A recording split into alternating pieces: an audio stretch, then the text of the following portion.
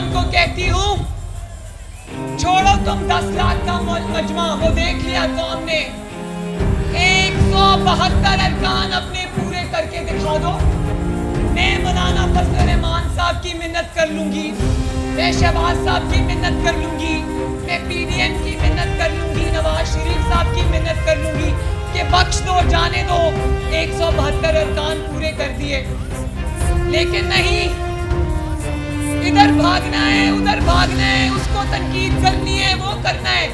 लेकिन असल बात क्या है कि अपने लोग भाग गए, 172 अरकान पूरे नहीं हो रहे। जब बंदरिया के पांव जलते हैं तो वो अपने बच्चों के ऊपर पांव रख देती है। इमरान खान के पांव जलने लगे तो उसने बुजदार के ऊपर अपना पांव रख दिया। वही लीडर बनते, खुद छलांग लगा देते पानी में, क्या खोदा पहाड़ निकला चूहा। कौम सरप्राइज का इंतजार करती रही।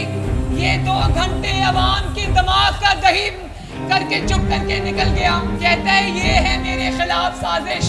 उस खत में लिखा था, डियर मिस्टर इमरान खान, हम सब खैरियत से हैं, उम्मीद है कि आप भी खैरियत से होंगे।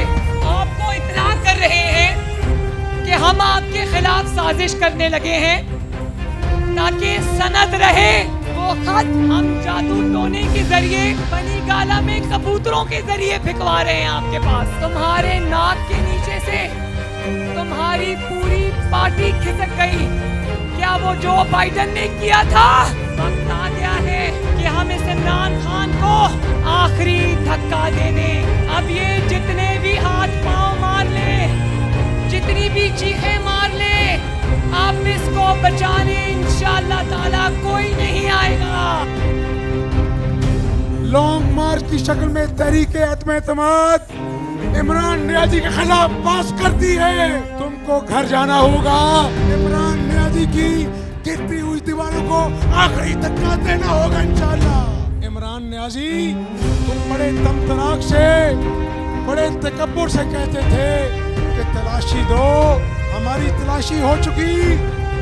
अब इमरान नियाज़ी, तुम्हारी तलाशी का वक्त आन पहुंचा है और फॉरेन फंडिंग केस में इलेक्शन कमीशन की स्क्रूटनी कमेटी की रिपोर्ट चीख चीख कर कह रही है कि इमरान नियाज़ी की चोरी सबूतों समेत नंगे हाथों इसकी चोरी पकड़ी गई है और अब तुम्हें बनी गाला से उतार कर अवामी अदालत में पेश किया जाएगा। तहरीके अदम एतमाद इंशाअल्लाह कामयाब होगी और तुम्हारी तलाशी अवामी अदालत में ली जाएगी इंशाअल्लाह ताला।